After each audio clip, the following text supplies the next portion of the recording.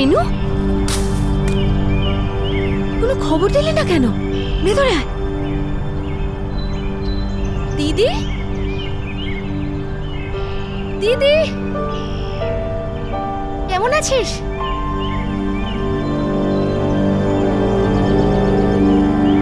কি হয়েছে? কিছু বলছিস না কেন? জামাই কোথায়?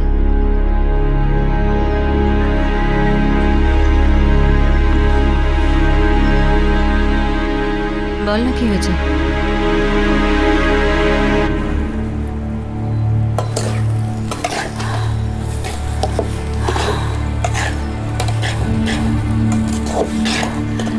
আগেই বলে দিয়েছিলাম, ওদের থেকে কিছুই লুকোয়নি। বিয়ের আগেই বলে দিয়েছিলাম আমাদের পক্ষে এতটা দেওয়া সম্ভব নয়, এটুকুই দিতে পারবো, ব্যাস। কিন্তু মা, ওরা তো মানছেই না, রোজ রোজ একই কথা আর মারধর।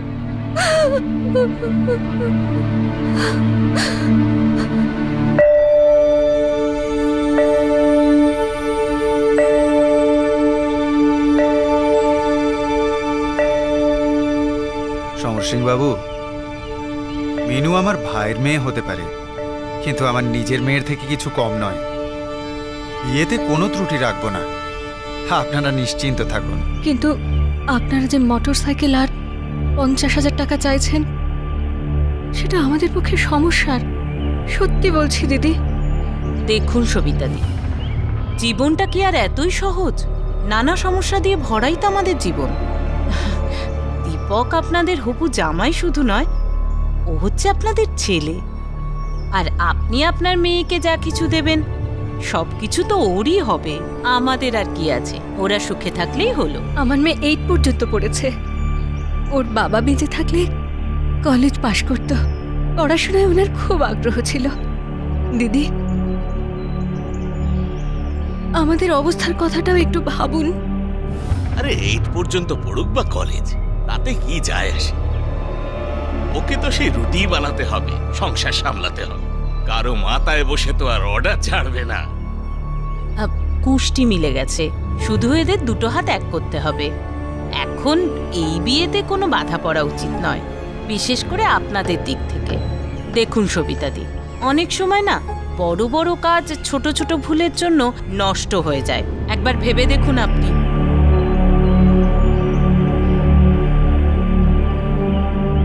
দাদার সাহায্যে আমি কিছু টাকা জোগাড় করেছি, 25,000। সেগুলো সবটাই দিয়ে দেব। তার বেশি ক্ষমতা নেই, দয়া করুন, আর চাইবেন না।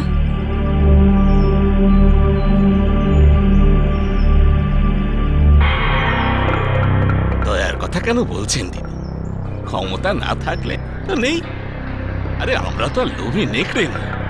এতটা এগিয়েছি যখন, এখান থেকে ফিরে যাওয়াটা মুশকিল। এখন যা আছে যেমন আছে তাই সই।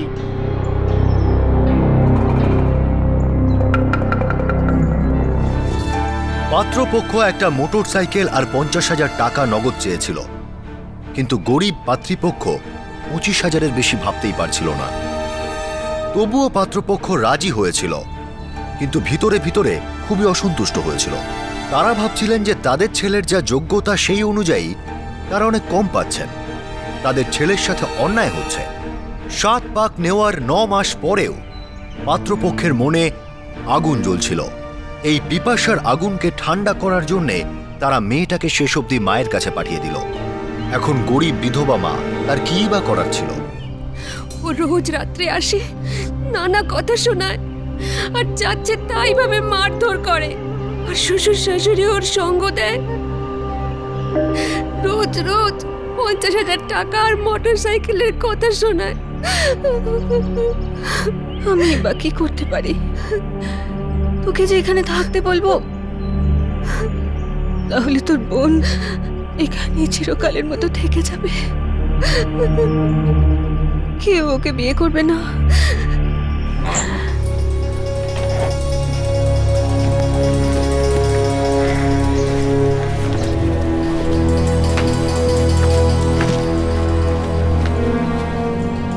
আমি তো দিদিকে দিয়ে সন্ধ্যের মধ্যে ফিরে আসব। তুই বাড়ির খেয়াল রাখিস। আচ্ছা মা।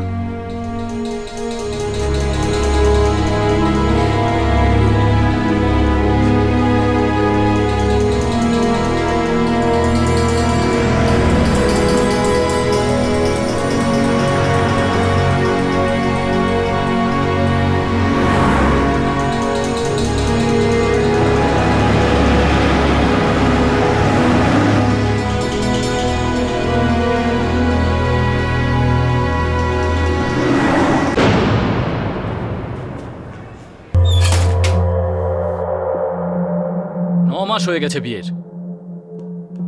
মনে হয় এর মধ্যে তো ভালোই টাকা জমিয়েছেন আপনি। আর এমনও নয় যে আপনার অবস্থা খুব খারাপ। ঠিক বলেছো বাবা, কিছু টাকা তো অবশ্যই জোগাড় করেছি, কিন্তু ভুলে যাচ্ছ কেন? আমার আরেকটা মেয়েও আছে, নিতা। আরে বেয়া, আপনার ভাসুরই তো বলছিলেন যে উনি আপনার মেয়েদের বাবার মতো। এখন সেই বাবার ধর্ম পালন করছেন না কেন? এই কটা টাকা তো উনি সহজেই দিতে পারেন। দেখুন বেয়ান, আমাদের কাছে কিন্তু কিছু গোপন নেই, আমরা সব জানি। মিনুর বাবার সমস্ত পেনশন আপনিই পান, আর সেটাও প্রতি মাসে। মাত্র 750 টাকা বেয়ান, মাত্র 750 টাকা। এই দুর্মূল্যের বাজারে আপনি বলুন 750 টাকা কদিন চলে? আরে বেয়া, আমরা ওই দুর্মূল্যের বাজারেই বেঁচে আছি। আপনার মেয়ে খুব কষ্টে আছে। আরে আপনি মা হয়ে এত কিপটেমি করলে কি হবে আপনার? এই মেয়ের ও তো আপনারই রক্ত, তাই না? আমার রক্তের প্রতিটা বিন্দু এক করে আপনাদের সঁপে দিয়েছে বেয়াই মশাই। দয়া করুন, আমার মেয়ের ওপর অত্যাচার করবেন না। নিজের মেয়ে ভেবে রাখবেন ওকে। আরে এখন তো আপনাদের বাড়ির লক্ষ্মী। শাশুড়ি মা, আপনি তো জানেনই আমার কন্ডাক্টরের চাকরিতে খুব একটা আয় নেই। আপনি যদি মোটরসাইকেল 50,000 টাকা দেন, তাহলেই তো আমি অন্য কোথাও গিয়ে কাজ শুরু করতে পারি না? ছোট্ট একটা কথা এতবার আপনাকে বুঝিয়েছি, তাও কিছুতেই আপনি এই ব্যাপারটা বুঝতে পারছেন না। আরে আমি ভালো কাজ করলে ও তবেই সুখী থাকবে না? নইলে লোক দেখানো সুখী থেকে লাভ কি? আচ্ছা, আমি এলাম।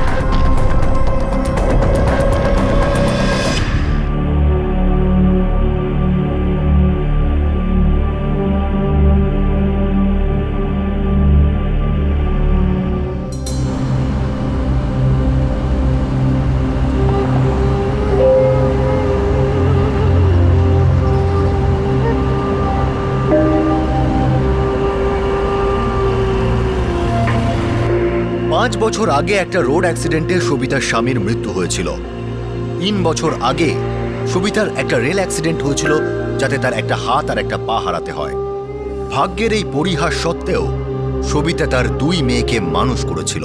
কিন্তু এখন যখন বড় মেয়ের উপর শ্বশুরবাড়িতে হিংসা আর অত্যাচারের সীমা ছাড়িয়ে গিয়েছে, তখন এই মায়ের সাহস হয়নি এটা বলার যে মা ছেড়ে দে এই জল্লাদকে আর নিজের বাড়ি চলে আয়।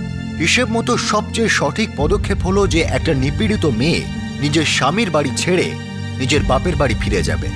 কিন্তু এই সুযোগটা কি সব মেয়ের কাছে থাকে? সাধারণত মেয়েদের বাবা মা এটা ভেবেই চুপ করে যান যে সময় সবকিছু ঠিক করে দেবে, সময় সব অসুখের ওষুধ। কিন্তু সেটা কি হয়?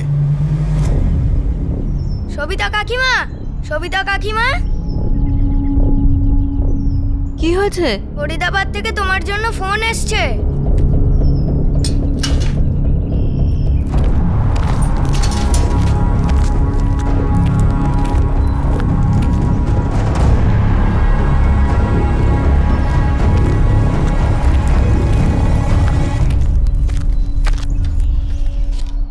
হ্যালো, হ্যালো, সবিতা দি বলছেন? বেয়ান, আমি দীপকের কাকা। নমস্কার দাদা। কেমন আছেন দাদা? সব ঠিক আছে তো? আগে না, আপনি বরং এক্ষুনি দিল্লি চলে আসুন। কেন, কি হয়েছে? আমার মেয়ে ভালো আছে তো? মিনুর অ্যাক্সিডেন্ট হয়েছে সবিতা দি। হে ভগবান, অ্যাক্সিডেন্ট! কি করে? একটু ফোনটা দিন ওকে। দেখুন, আপনি যত তাড়াতাড়ি সম্ভব সফদরজং হাসপাতালে আসুন। বৌমা খাবার বানানোর সময় একটু উড়ে গেছে।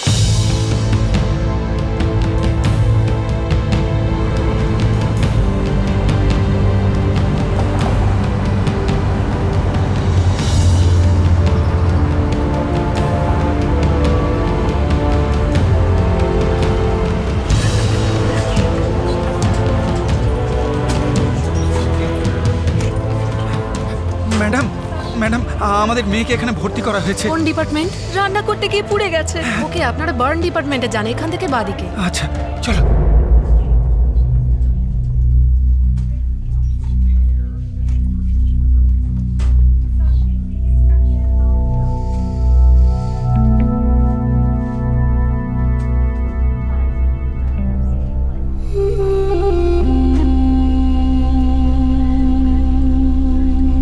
এসো এদিকে এসো। সিস্টার, বারবারটা কোথায়? ওইদিকে। ওদিকে।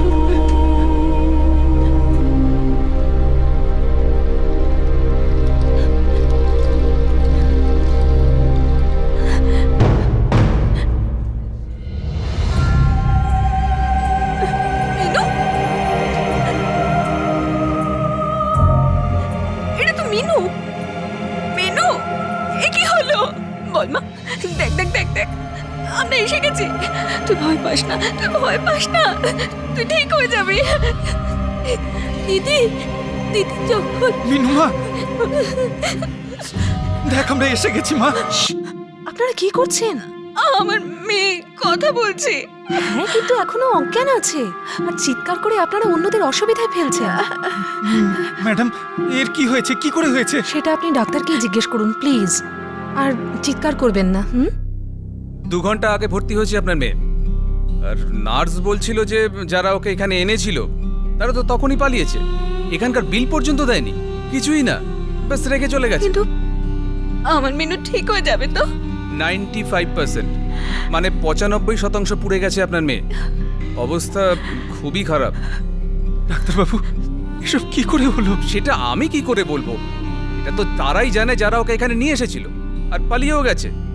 আপনারা হসপিটালের অ্যাডভান্সটা জমা করে দিন, আর অন্য যে ফর্মালিটিসগুলো আছে সেগুলো করে দিন। আমাকে এক্ষুনি চিকিৎসা শুরু করতে হবে, ক্রিটিক্যাল অবস্থা, বুঝতেই তো পারছেন।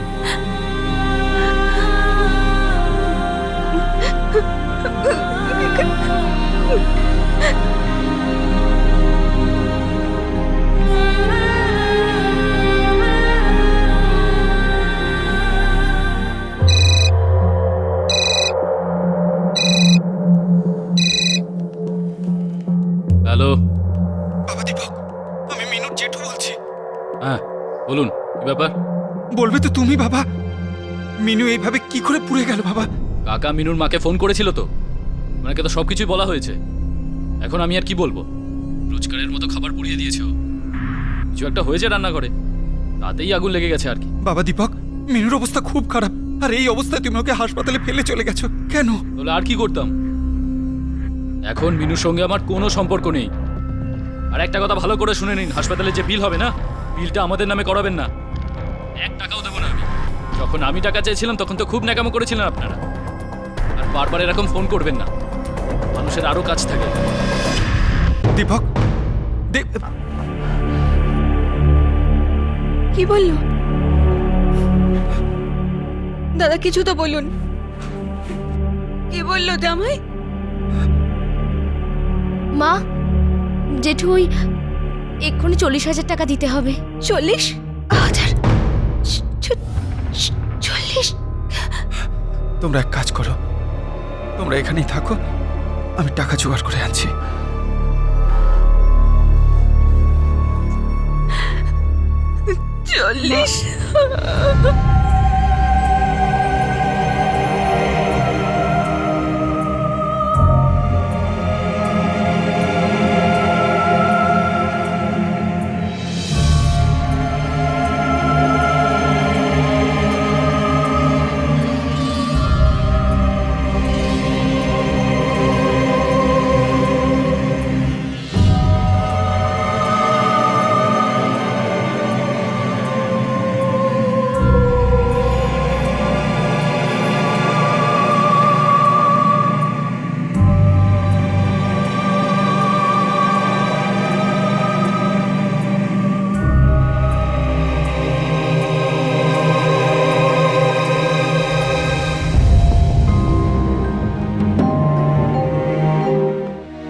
মীনাক্ষীর দেহের 95% পুড়ে গিয়েছিল। তার স্বামী আর তার শ্বশুরবাড়ির লোকজন তাকে হাসপাতালে জঞ্জালের মতো ফেলে গিয়েছিল। তার চিকিৎসা তখনই শুরু হয় যখন তার মা আর তার জেঠু হাসপাতালে টাকা জমা দিলেন। মীনাক্ষীর অবস্থা খুব খারাপ ছিল, বাঁচার আশা প্রায় ছিলই না। কিন্তু মীনাক্ষীর মা সবিতা এত সহজে হার মানার ব্যক্তি ছিলেন না।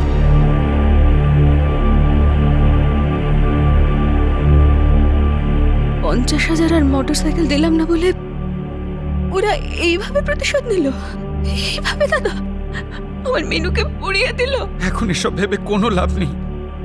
এখন শুধু এটাই প্রার্থনা করো কোনোভাবে আমাদের মিনুর প্রাণটা বেঁচে যাক। আমার মিনুর কিচ্ছু হবে না, কিন্তু যারা ওর সাথে এটা করেছে, ঠাকুরের দিব্যি দিয়ে বলছি, ওদের সাথেও কিছু না কিছু হবেই।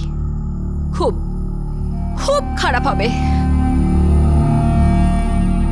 আমার নিজের ওপর লজ্জা করছে। আমি কেমন মা, অসহায় হয়ে নিজের মেয়েকে আগুনে ফেলে দিলাম। কিন্তু আমি ওকে এই আগুন থেকে বার করব, আর ওদের সবাইকে পুড়িয়ে দেবো আমি, সবাইকে।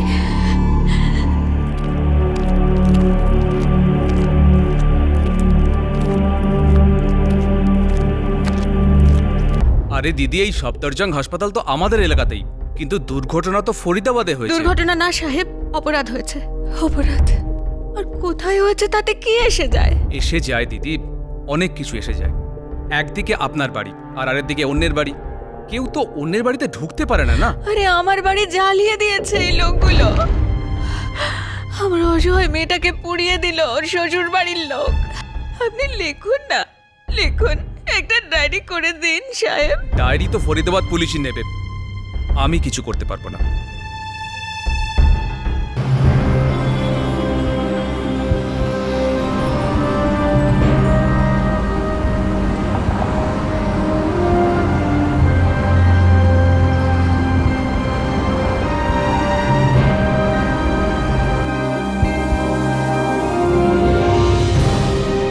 কি বললেন আপনি? দীপক সিং, অরূপনগর বস্তি? হ্যাঁ সাহেব, ও আর ওর বাড়ির লোকেরা আমার মেয়েকে জীবন্ত পোড়াবার চেষ্টা করেছে। এক মিনিট। ইয়ে স্যার। আচ্ছা সিং, আজ যে এনসি গুলো জমা পড়েছে না, তার ফাইলটা নিয়ে এসো তো একটু। Yes sir.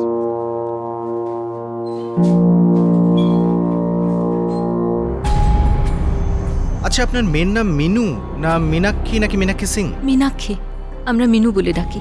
আপনার মেয়ের স্বামী দীপক সিং আজ সকালে এনসি করিয়েছে যে ওর স্ত্রী সকালে রান্না করতে গিয়ে পুড়ে গেছে।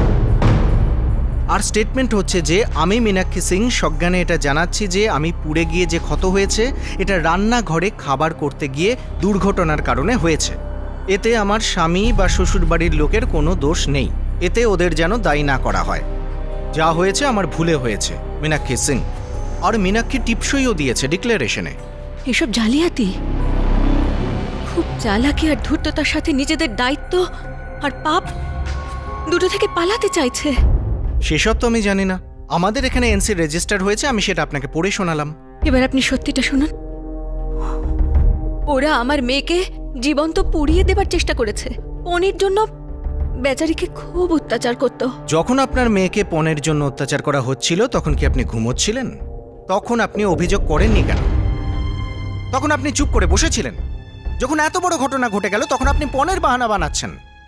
বাহানা আমি বানাচ্ছি না সাহেব, বাহানা ওরা বানাচ্ছে যে আমার মিনু রান্না করতে গিয়ে পুড়ে গেছে। তাহলে ও এতে টিপসই করলো কেন? আমি তো সেটাই বলছি, আমার মেয়ে টিপসই দেবে কেন? 8 পর্যন্ত পড়েছে, সাইন করতে পারেও। ওরা ওকে হয়তো বাধ্য করেছে টিপসই দিতে। এগুলো সব জালিয়াতি। সে আপনি আর আপনার মেয়ে যান। আমি এখন আপনার কেস নিতে পারবো না, এফআইআর নেওয়া যাবে না। এখানে আসার আর যাওয়ার রাস্তাটা কিন্তু একই।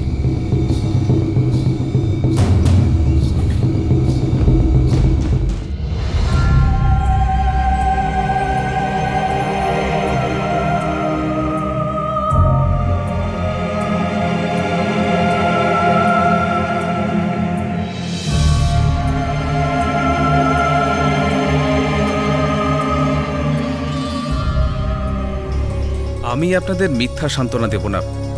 বাঁচার চান্স ধরে নিন প্রায় নেই। এমন কথা বলবেন না ডাক্তার। আমাদের সোনার মতো মেয়ে, খুবই সাহসী মেয়ে হোক। দেখুন, আমি আপনাদের কষ্টটা বুঝতে পারছি, কিন্তু আমার কাজ আপনাদের সত্যিটা বলা, তাই বলে দিলাম। আমরা শেষ চেষ্টা করছি। অনেক রক্তের প্রয়োজন হবে। যত তাড়াতাড়ি পারেন আপনারা এই রক্তটা জোগাড় করুন। এটা খুব জটিল কেস। গলার নিচ থেকে গোটা শরীরটাই পুড়ে গেছে।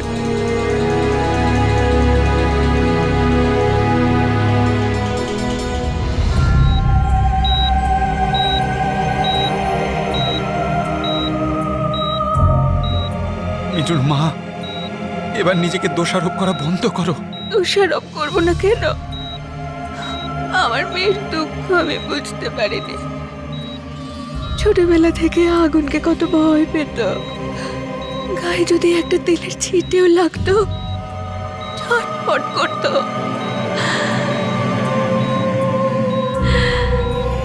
আমার মেয়েটা হয়তো কত চিৎকার করেছে, কত কেঁদেছে, কত ছটফট করেছে।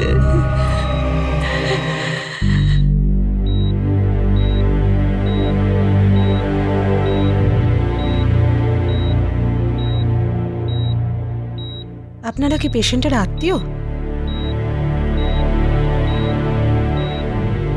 দেখুন, আমি Vandana Verma, National Commission for Women's থেকে এসেছি। আপনার সাহায্যের জন্য এসেছি। প্লিজ আমাকে বলুন, এসব কি করে হলো, কখন হলো?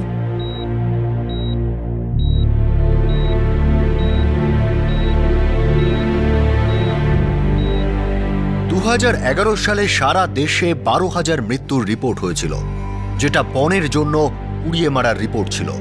এই সংখ্যা প্রতি বছর 12% হারে বাড়ছে। এগুলো এমন কেস যাতে এফআইআর দায়ের হয়, চার্জ প্রমাণ হয়, কিন্তু কে জানে এমন কত কেস থাকে যাদের কোনো রিপোর্টও হয় না আর কোনো তদন্তও হয় না। দেশের প্রায় সব বড় হাসপাতালের বার্ন ওয়ার্ডে ন্যাশনাল কমিশন ফর উইমেনের প্রতিনিধিরা প্রতিটি কেস ধরে ধরে চেকিং করেন, যাতে এমন কোনো আনরিপোর্টেড কেস ধরা পড়ে যায় যেখানে ষড়যন্ত্রের গন্ধ আছে।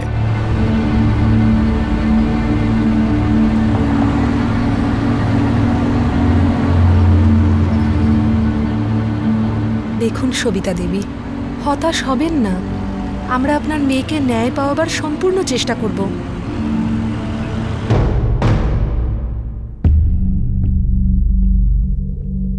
আপনি একবারও হাসপাতাল গেলেন না মেয়েটার অবস্থা দেখতে, একবারও ওই মেয়েটার শ্বশুরবাড়িও গেলেন না এই ঘটনার তদন্ত করতে, আর আপনি সরাসরি এনসি রেজিস্টার করে দিলেন ইন্সপেক্টর। ম্যাডাম, মেয়েটার স্বামী, ওর শাশুড়ি আর ওর কাকা নিজেরা এখানে এসে ওদের স্টেটমেন্ট দিয়েছিলেন, আর মেয়েটার স্টেটমেন্টও টিপসই সহ দিয়েছিলেন। তাহলে এনসি নেব না তো কি করব? ওই মেয়েটার মাও তো এখানে এসেছিলেন, আর আপনাকে একটা বড় সূত্রও দিয়েছিলেন যে মেয়েটা নিজে সই করতে জানে। তাহলে এই আঙুলের ছাপ নেবার কি কারণ? এর পরেও আপনি একবারও মেয়েটার সাথে দেখা করা জরুরি মনে করলেন না? অজ্ঞান লোকের সাথে দেখা করব? আর আমরা কি করে মানব যে এটা একটা পণের কেস? মেয়ের বাড়ির লোকেরা ছেলের বাড়ির বিরুদ্ধে কোনো অভিযোগ করেছিল কি? ছেলের বাড়ির লোকেরা 95% বার্ন হওয়া নিজেদের বাড়ির বউকে হাসপাতালে ফেলে এলো, একবারও ওখানে দেখতে গেল না, চিকিৎসার জন্য একটা নয়া পয়সাও দিল না। আপনার কিছুই অস্বাভাবিক লাগেনি? আপনার এটাও অস্বাভাবিক লাগেনি যে একজন 95% পুড়ে যাওয়া মহিলা ওই কাগজে টিপছাপ কি করে দিতে পারে? এই ছাপটা কি পোড়ার আগে লাগিয়েছিল না পোড়ার পরে? কিছুই মনে হয়নি? একবারও আপনার মনে এটা এলো না এই কেসটা অ্যাক্সিডেন্টাল ফায়ার নয়, এটা একটা ডাউরি বার্নিং কেস? যদি আমি তদন্ত করি আর এটা প্রমাণ হয় এটা অ্যাক্সিডেন্টাল ফায়ার কেস, তাও এটা পণের কেস হবে না, কারণ মেয়েটার কোনো স্টেটমেন্ট আমাদের কাছে নেই।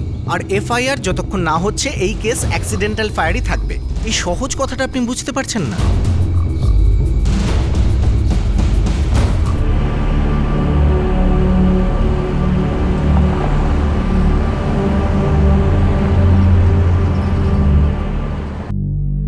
দেখুন, এইটুকু, মাত্র এইটুকু উন্নতি হয়েছে অবস্থার, কিন্তু কখন জ্ঞান আসবে সেটা আমি কেন, কোনো ডাক্তারই বলতে পারবে না।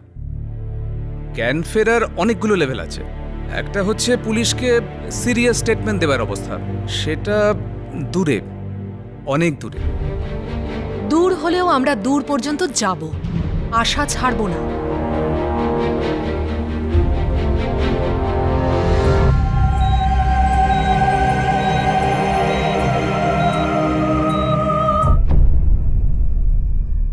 বন্দনা দেবী, আমি কেসটা ভালোভাবে বুঝে গেছি, যা করার আমি অবশ্যই করব, কিন্তু এসবের জন্য মেয়েটার স্টেটমেন্ট দরকার।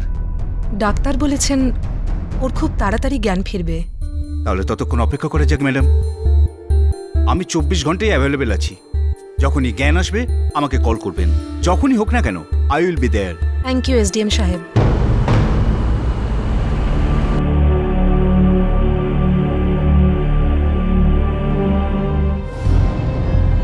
সবিতা দি,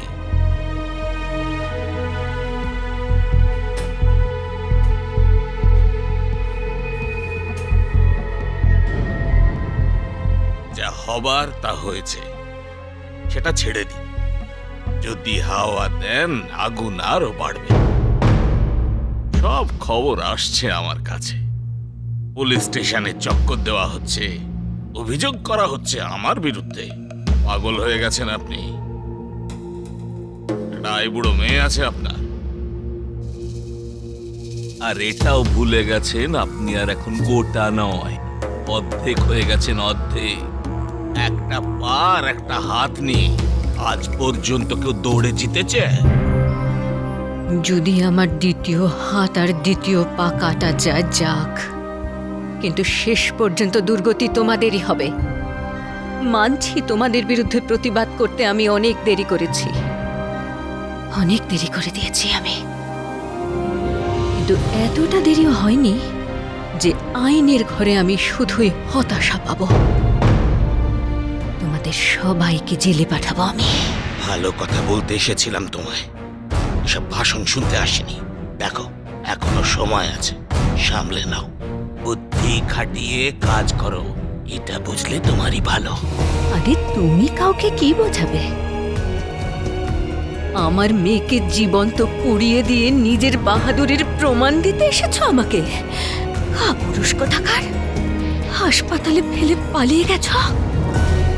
সামান্য সাহস থাকলে আমার আশা পর্যন্ত অপেক্ষা করতে, আমার সামনে দাঁড়াতে পারতে। আরে তোমাদের সবাইকে শাস্তি দিয়ে তবেই আমি মরবো।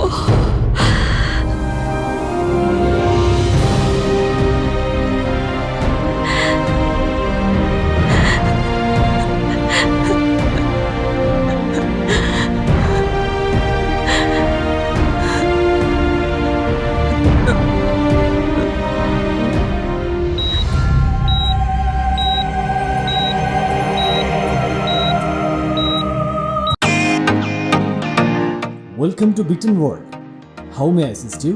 নতুন ফ্ল্যাটের জন্য একটা স্ট্যান্ড ফ্যান আর কুলার নেব। এই পচা গরম থেকে একটু স্বস্তি চাই। বাজার চলতে সব ব্র্যান্ড আর ভরসাযোগ্য নয়। তার জন্য তো আমাদের ফ্যান আছে, all purpose bullet table fan, ceiling fan. আমাদের সিলিং ফ্যান কিন্তু 30 মাসের ওয়ারেন্টি সহ পাওয়া যায়। আছে ফারাটা 2 বছরের ওয়ারেন্টি, 17 থেকে 20 মিটার এয়ার ফ্লো। মধ্যবিত্তের সাধ্যের মধ্যে একমাত্র ভরসাযোগ্য ব্র্যান্ড বিটন। আমাদের কুলারের কিন্তু অনেক range, 45 litres, 50 litres, 70 litres, 90 litres, 110 litres. Honeycomb সহযোগে বিটনের সব কুলারের ওয়ারেন্টি 1 বছর। চেনা হাওয়ায় অচেনা অনুভূতির জন্য একমাত্র আদর্শ বিটন। গরমে স্বস্তি পেতে বিটনের ফ্যান হোক বা কুলার, আজই আনুন বাড়িতে। Vuitton, digitally yours.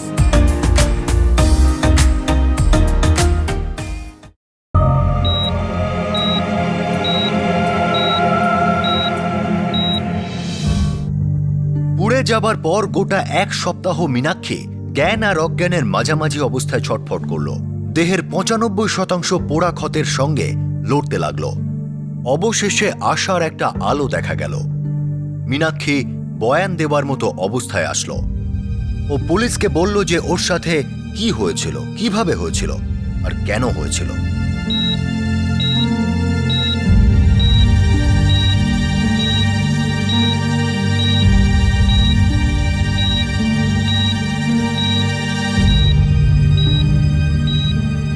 সেদিন সকালে স্নান করে বাথরুম থেকে সবে বেরিয়েছি।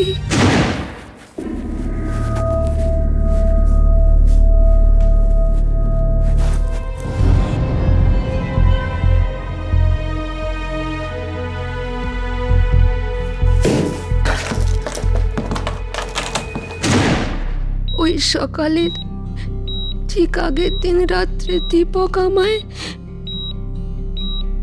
বেল্ট দিয়ে খুব মেরেছিল।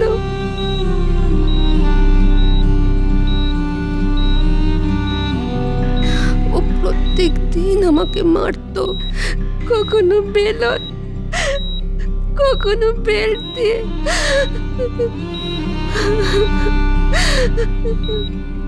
আমার শাশুড়ি আর কাকা একটাই কথা বলতো, মোটর সাইকেল আর 50,000 টাকা নিয়ে এসো তোমার মায়ের থেকে। আমি ভাবলাম প্রত্যেক দিনের মতো মার আর গালি খাওয়ার সময় হয়ে গেছে।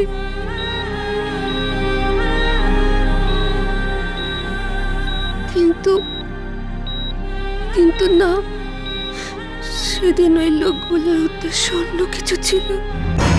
কি হয়েছে? কি ব্যাপার? বাবা দীপক, যা, এগিয়ে যা, সাহস রাখ।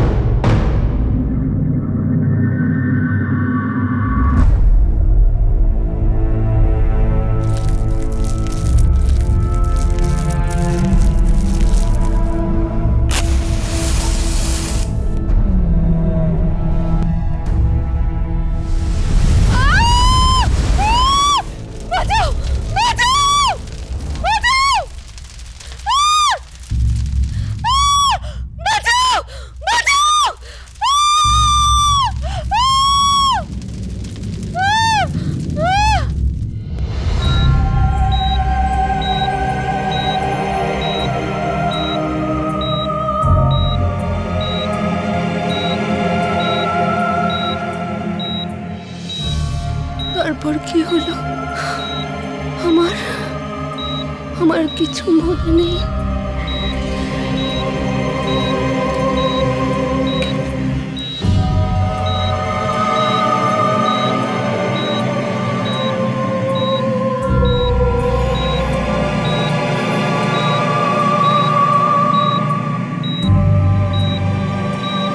এবার আমি দেখছি লোকাল পুলিশ স্টেশন কি করে এফআইআর না নেয়। আসুন।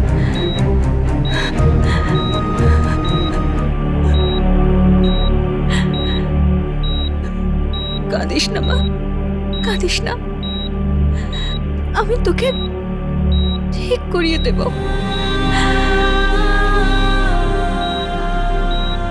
কাঁদিস না, এই লড়াই আমরা একসাথে লড়বো। হ্যাঁ, সবকিছু আগের মতো হয়ে যাবে। শুধু আমাদের চিন্তা আলাদা হবে। আমরা ভয় পাবো না, আমরা নত হব না। ব্যাস, অনেক হচ্ছে।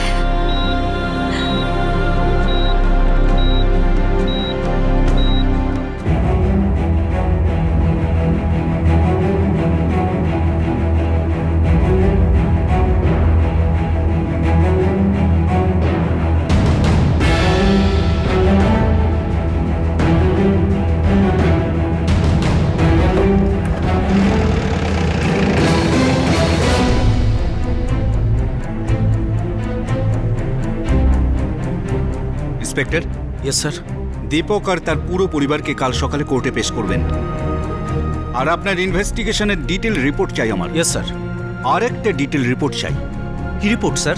যাতে এটা জানা যাবে আপনার কি এমন সমস্যা ছিল যে আপনি এফআইআর নেননি আর এই কেসের তদন্ত শুরু করেননি, যেখানে মেয়েটার উপর অ্যাটেম্পটেড মার্ডার হয়েছে। ব্যাপারটা খুব সিরিয়াস ইন্সপেক্টর।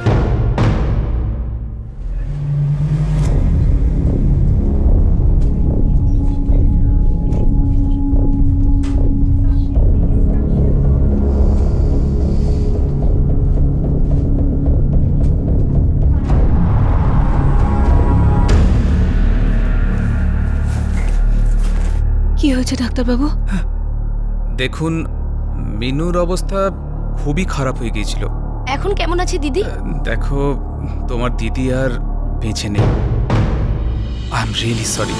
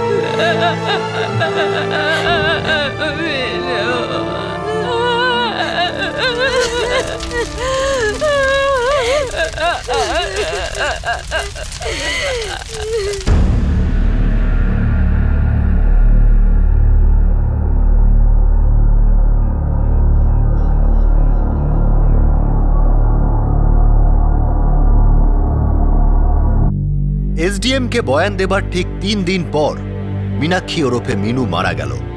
ওর স্বামী দীপক, দীপকের মা আর দীপকের কাকার বিরুদ্ধে সেকশন 498A জারি হলো আর 3 জনকেই গ্রেফতার করা হলো। আপাতত দীপকের মাকে মেডিকেল গ্রাউন্ডে ছাড়া হয়েছে, কিন্তু দীপক আর দীপকের কাকা এখনো পুলিশ হেফাজতে আছে আর কোর্টে কেস চলছে। মীনাক্ষীর মা সবিতা এই কেস শেষ পর্যন্ত লড়ার পণ করেছেন আর ন্যাশনাল কমিশন ফর উইমেন্স ওনার সাথে থাকার আশ্বাস দিয়েছে। পণ প্রথা আইনত অপরাধ। সরকারের প্রচুর চেষ্টা আর কঠিন আইন সত্ত্বেও এটা যেন শিকড় গেড়ে বসেছে। আমাদের সমাজের ধমনীতে রক্তের মতো বয়ে চলেছে। যখনই কোনো ছেলে পণ দাবি করে থাকে তখন আসলে সে নিজের সম্মানটাকে মূল্য নির্ধারণ করে বিক্রি করে দেয়। যখন কোনো পরিবার পণের দাবি করে তখন তারা আসলে নিজেদের সম্মান আর গৌরবের নিলাম করে দেয়। আর যখন কোনো মেয়ে পণ দিতে রাজি হয় তখন সে নিজের থেকেই লোভের আগুনে পুড়ে মরার জন্য ঝুঁকি নিয়ে ফেলে। আর এই আগুন অনেক নিরপরাধ মেয়ের জীবন ধ্বংসের দিকে এগিয়ে নিয়ে চলে। আর যে পরিবার পণ দিতে সম্মত হয় তারা নিজের মেয়ের সাথে সাথে অন্য অনেক মেয়েকে পণের সর্বনাশা আগুনের দিকে ঠেলে দেয়। যখন কঠোর আর শক্ত আইন পণ প্রথাকে আটকাতে পারছে না তখন তীক্ষ্ণ বাক্যবান কি কাজে আসতে পারে? হয়তো হ্যাঁ। প্রত্যেক সোসাইটির নোটিশ বোর্ডে, প্রত্যেক মন্দির, প্রত্যেক সিনেমা হল, প্রত্যেক হোটেল, প্রত্যেক মলের বাইরে, প্রতি পাড়ায়, মানে প্রত্যেকটা পাবলিক প্লেসে যদি একটাই সতর্কবাণী ছেয়ে যায় যে পণ একটা প্রথা নয় বরং একটা সামাজিক রোগ, তাহলে হয়তো মানুষের চিন্তায় সামান্য পরিবর্তন আসতে পারে। পণ নামের এই মহামারীকে আটকাবার জন্য আরও একটা উপায় আছে। আমাদের সন্তানদের ছোটবেলা থেকে শেখাতে হবে যে পণ কোনো প্রথা নয় বরং একটা রোগ। যদি বাচ্চাদের স্কুলের টেক্সট বইয়ের মধ্যে দিয়ে ওদের পণের বিরুদ্ধে সচেতন করা যায় তাহলে হয়তো পণের বিরুদ্ধে লড়াইয়ে জয় পাওয়া সম্ভব। হয়তো এমন একটা নতুন প্রজন্ম তৈরি হবে যারা পণ প্রথাকে সব রকমভাবে বর্জন করবে। আমরা আমাদের বাচ্চাদের ঈশ্বর আর সমস্ত রকম ভালো মূল্যবোধ শিখিয়ে থাকি, কিন্তু আমরা তাদের অপরাধ সম্পর্কে সচেতন কেন করি না? ক্রাইম পেট্রোলে আমরা বারবার বাচ্চাদের সঠিক শিক্ষার মাধ্যমে বদল আনার ব্যাপারে জোর দিয়ে থাকি। আমাদের এই ব্যাপারে দৃঢ় বিশ্বাস আছে যে আমরা যেমন বীজ বপন করব তেমনই ফল পাব। শুধু তখনই আমরা এমন একটা সমাজের কল্পনা করতে পারি যেখানে হতে পারে, চলতে পারে এমন শব্দ শোনা যাবে না।